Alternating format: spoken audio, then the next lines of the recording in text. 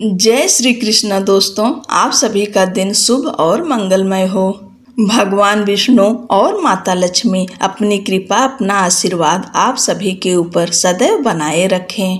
आज हम सब वैशाख महात्म्य के 23वें अध्याय का श्रवण करेंगे।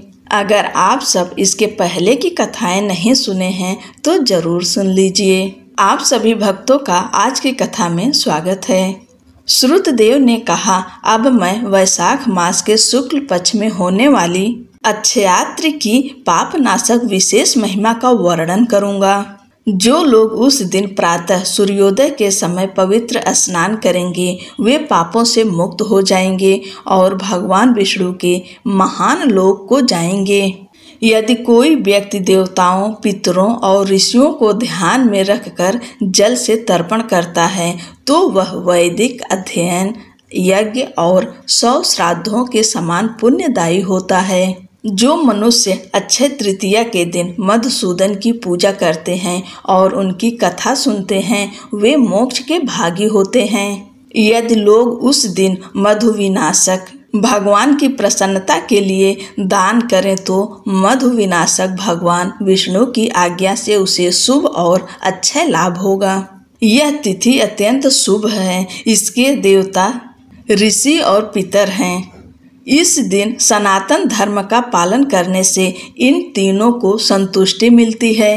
हे राजन, मैं वह कारण बताता हूँ जिसके कारण यह तिथि प्रसिद्ध हुई है। तुम एकाग्रचित होकर सुनो।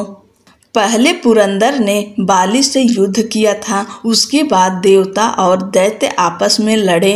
बलि को परास्त करके उसे पाताल में रहने पर विवश करने के पश्चात वह इंद्र पुनः पृथ्वी पर आया।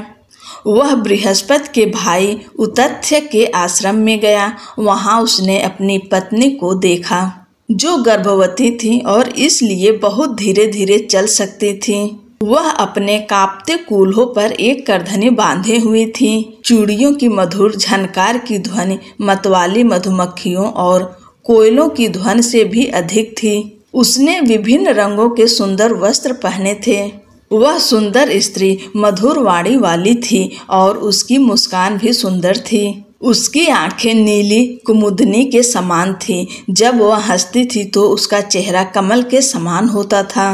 उसके पीले गालों के कारण वह बहुत आकर्षण लगती थी, जो केतकी पुष्प गुच्छ के भीतरी भाग के समान थे। थकान के कारण वह गहरी सांसें ले रही थी। उसकी आंखें उसकी दयनीय स्थिति को दर्शा रही थी। वह झोपड़ी के द्वार के पास कहीं लेटी हुई थी। वह अपने बिस्तर पर सो रही थी। उसे देखकर इंद्र मोहित हो गया। गर्भ में पल रहा भ्रूण बहुत दुखी हो गया और उसे डर लगा कि कहीं वह गिर न जाए, इसलिए उसने पैर से रोक दिया। आंखों के किनारे तांबे के समान लाल हो गए और क्रोधपूर्वक उसे श्राप दे दिया। हे दुष्ट, तूने मेरा अपमान किया है, इसलिए तू जन्म से ही अंधा हो जा। तत्पश्चात दीर्घ तपस नामक पुत्र का जन्म हुआ, अर्थात दोषपूर्ण पाठ पैर से भूमि पर बिखरे। वीर से जलद का जन्म हुआ। तत्पश्चात इंद्र को ऋषि के श्राप से भय हुआ और वह चला गया। इंद्र को भागता देख सभी धर्मावलंबी हंसने लगे। तब वह लज्जित हो गया और मेरु की एक भव्य गुफा में जाकर छिपकर उसने महान और उग्र तपस्या की। जब देवेंद्र लज्जा के कारण मेरु पर छिपकर रहते थे तब बलि और अन्य दैत्यों को गुप्तचरों के माध्यम से यह बात पता चल गई। उन्होंने सुरों पर आक्रमण किया और अमरावती में आनंद मनाया। बलि इंद्र बन गए। जब स्वर्गवासियों का राज्य स्वामी विहीन हो गया तो संबर सहित शक्तिशाली लोगों ने त्रैमासिक रक्षकों की समृद्धि और धन का आनंद लिया। यह जानने में असमर्थ कि उनका रक्षक कहाँ है। अग्नि को अपने नेतृत्व में लेकर देवताओं ने पवित्र भगवान धीसर अर्थात बृहस्पति या बृहस्पति से पूछा, जो देवताओं के पाप रहित गुरु थे।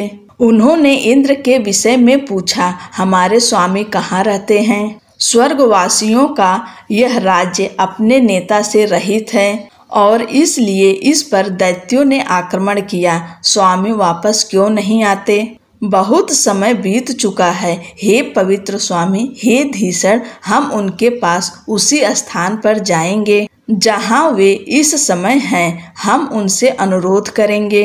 देवताओं द्वारा इस प्रकार पूछे जाने पर धीसण ने उनसे कहा, रसातल अर्थात पाताल लोक में बलि को जीत कर वे उतथ्य के आश्रम में गए हैं। उन्होंने ऋषि की पत्नी के साथ गलत किया और अपने शिष्यों द्वारा धिक्कारे गए। उन्हें स्वर्ग में वापस आने में शर्म आ रही है, इसलिए वे मेरु की गुफा में प्रवेश कर गए। भगवान शची के साथ वहां रहते हैं। वे अपने शर्मनाक कृत्य के बारे में सोच रहे हैं।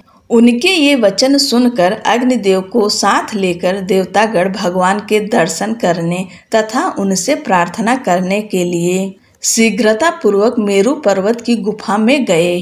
पाकासुर को दंड देने वाले देवेंद्र को गुफा में छिपे देखकर उन्होंने उनकी स्तुति की तथा उनके तेज तथा पराक्रम का बखान किया, जो लोकों में प्रसिद्ध थे।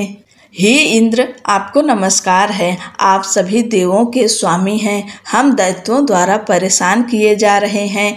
आपके बिना हम अत्यंत व्यथित और निराश हैं। हम अपने धर्मों से उजड़ गए हैं और महान दुख में विभिन्न लोकों में भटक रहे हैं। इसलिए हे देवेंद्र, हे शत्रुओं का दमन करने वाले, आओ और शत्रुओं का संहार करो। देवताओं द्वारा इस प्रकार स्तुति किए जाने पर वह गुफा के द्वार से आया।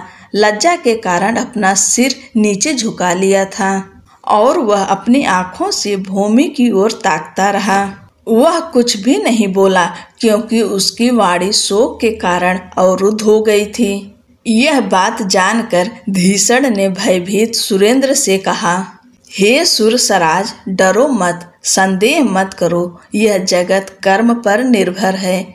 मान अपमान, सुख दुख, लाभ हानि, जय पराजय, ये सब पूर्व कर्मों के अनुसार ही होते हैं। इसमें कोई संदेह नहीं है। जीवात्मा कर्मों का ही अनुसरण करता है। भाग्य से ही समय पर दुख मिलता है। बुद्धिमान पुरुष विपत्ति आने पर शोक नहीं करते, सुख आने पर भी वे प्रसन्न नहीं होते। अतः हे प्रभु, कर्मों के फल स्वरूप ही यह दुख आप पर आया है। हे माघवान, उस दुख को प्राप्त करके अब आपको उस पर शोक करना उचित नहीं है। अपने गुरु के ऐसा कहने पर इंद्र ने देवों के अधिपतियों से कहा। इंद्र ने कहा, पर स्त्री के साथ गलत करने से मेरा बल, तेज, यश, मंत्र बल, शास्त्र बल और विद्या बल सब नष्ट हो गया है, इसलिए मैं चुप रहता हूँ।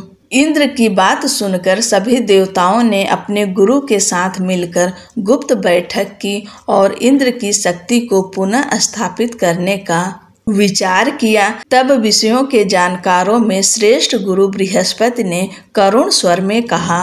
बृहस्पति ने कहा, इस मास का नाम वैशाख है। मधु का वध करने वाले भगवान को यह मास बहुत प्रिय है। इस मास में सभी चंद्र दिन पुण्यदायी होते हैं। यह माधव का सबसे प्रिय मास है। वहाँ भी इस मास के शुक्ल पक्ष में अक्षय तृतीया, जो सबसे प्रिय है, नामक व्रत है। जो कोई श्रद्धा पूर्वक स्नान, दान आदि कर्म करता है, उसके हजारों पाप नष्ट हो जाते हैं। इसमें कोई संदेह नहीं है। उसकी समृद्धि दोष रहित हो जाती है। उससे बल और साहस की प्राप्ति होती है। इसलिए लाभ प्राप्ति के लिए हम इंद्र से अर्थात अक्षय तृतीया के दिन स्नान, दान आदि सभी शुभ कर्म करवाएंगे। उसे विद्या, मंत्र और शास्त्रों की शक्ति पुनः प्राप्त हो जाएगी। उसमें पहले जैसा बल, साहस और प्रतिष्ठा होगी। देवताओं के साथ इस प्रकार परामर्श करने के बाद गुरु अर्थात बृहस्पति देव ने इंद्र से ये सभी पवित्र अनुष्ठान करवाए, जिनसे हरि प्रसन्न होते हैं। उन्होंने भगवान को अक्षय तृतीया के दिन सांसारिक सुख प्रदान करने वाले सभी पवित्र अनुष्ठान करवाए, जिससे भगवान का साहस, बल आदि पूर्व स्तर पर पहुंच गया।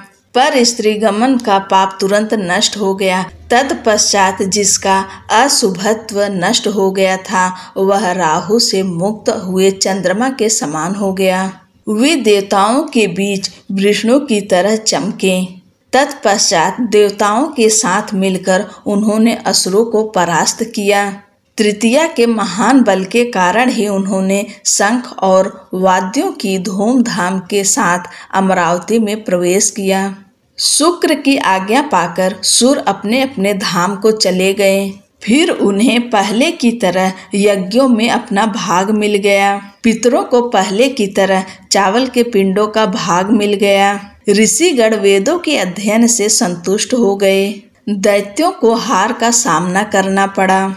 तब से अक्षय नाम की तृतीया सभी लोकों में प्रसिद्ध हो गई। इसने देवताओं, ऋषियों और पितरों को तृप्त प्रदान की, इसलिए यह अत्यंत पुण्यदायी है। यह सभी कर्मों का नाश करती है। अक्षय नाम की तृतीया मनुष्यों को सांसारिक सुख और मोक्ष प्रदान करती है। दोस्तों, आज की कथा यहीं पर समाप्त होती है। अगले की कथा अगले की वीडियो में हम सुनाएंगे। तब तक के लिए जय श्री कृष्णा, राधे राधे।